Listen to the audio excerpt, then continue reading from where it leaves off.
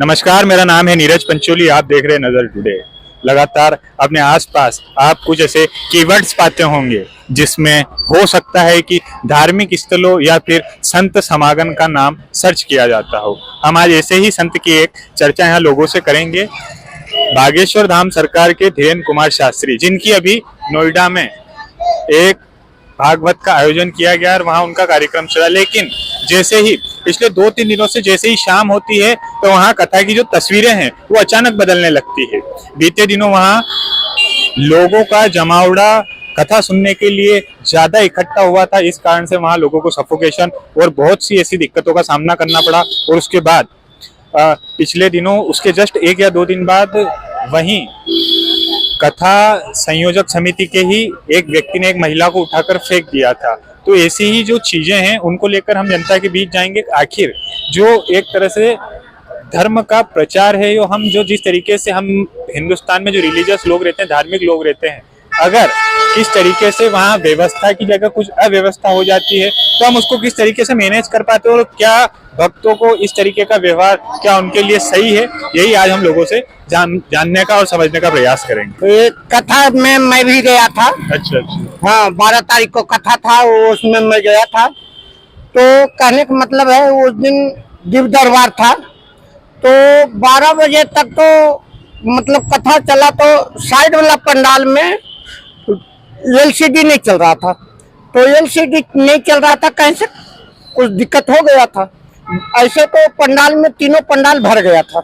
अब तीनों पंडाल में भरने के बाद ये दो में सीडीआई नहीं चल रहा था, तो उसके वजह से पंडाल भीड़ भागने लगा।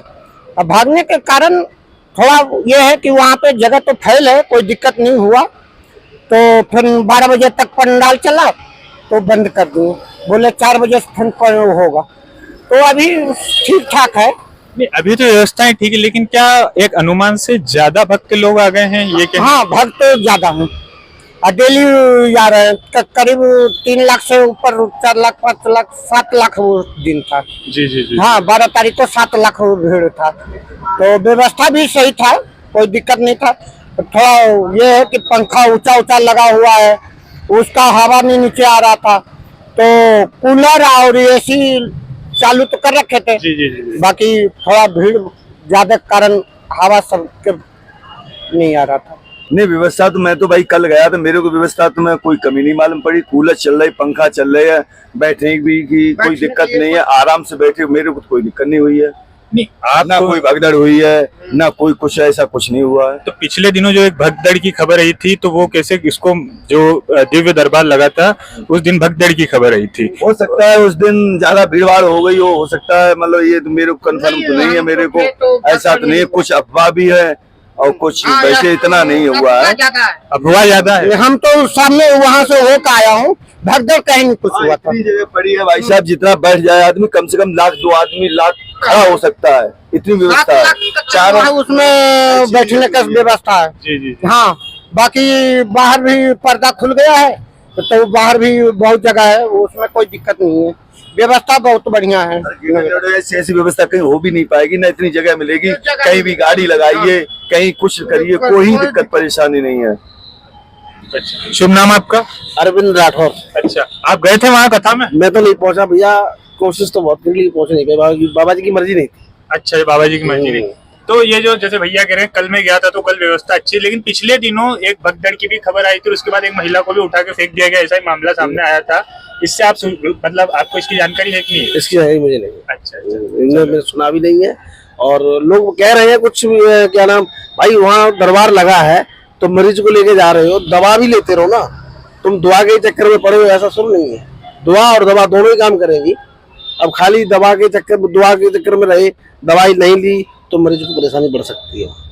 भाई विश्वास ही तो है। जी जी जी। तो दवा और दुआ लेते रहो, लेकिन दवा बंद मत करो, दवा भी लेते रहो। तो मैं तो मानता नहीं हूँ।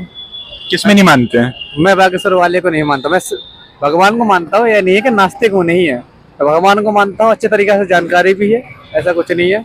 मैं इन बाबाओं का समर्थन नहीं करता। कारण मानता कारण क्या, ये तो सब लोग बेवकूफ बनाते हैं। जैसे जनता आपने सुनी देखा होगा कई बार मीडिया से, आप ये आसाराम जी और ये आपके राम रहीम, जी, जी। कितनी जनता पागल हो गई थी। ये तो क्या सभी को एक तराजू से तोलेंगे क्या अपन? के प्रश्न ये है कि क्या सभी को, जैसे आपने कहा, तो हम सभी को एक तराजू से तोलेंगे? एक तराजू से जब तक नहीं तोल सकते, जब तक आदमी की सच्चाई सामने नहीं आती तब तक। जब सच्चाई सामने आती है तो सबको पता चली जाता है। ये तो उनका कहना है, हमारा तो एकदम ट्रांसपेरेंट, मतलब पारदर्शी, हम कांच की तरह हैं, हम जैसे इधर है वैसे उधर है, उनका कहना ये है। तो फिर भी उनका जो दावा है उससे संतुष्ट नहीं है आप? तो ऐसा है, मैंने कई बार इनकी वीडियो देखी है, तो कोई भी डायरेक्ट जाके उसका भविष्य नहीं बताया। कोई ऐसा सिंगल केस नहीं आया, शायद के बाद आपके सामने भी नहीं आया होगा जी। कि मतलब कोई डायरेक्ट बंदा गया हो उसका भविष्य बता दिया हो। मैंने अभी तक नहीं देखा, इस वजह से मैं विश्वास नहीं करता। हाँ, बजरंग बली पे विश्वास है, वो तो है ही है, संकट मोचन है, सब कुछ अच्छा है, पर हम इन लोगों पर कभी विश्वास नहीं कर सकते। ये लोग जो कथाएं करवाते हैं, पांडाल तो अपने हिसाब से सही बनाते हैं, वो मतलब कोई कमी नहीं रखते हैं ये लोग, पर जनता ज्यादा पहुंचती है तो उसमें कुछ गलती तो नहीं हो सकती किसी की। जनता की दिक्कत है कि भाई जनता ज्यादा पहुंच रही है, ये है। तो जनता ज्यादा पहुंच रही है, अगर मतलब लोग, लोगों का पांडाल है और वहाँ पे 50 लोग पहुंच जाए तो अव्यवस्था तो हो गई, ये हो जाता है। हाँ, तो यही हमने जानने का और समझने का प्रयास किया कि आखिर वहाँ क्या स्थिति है और वहाँ की स्थिति और हमको कौन बेहतर तरीके से बता सकता है। इसलिए हमने कुछ लोगों से इस चीज को समझने का प्रयास किया। इसी तरह की तमाम सूचनाओं, तमाम जानकारी लेकर मैं आता रहूंगा आपके बीच। देखते रहिए नजर टुडे। शुक्रिया।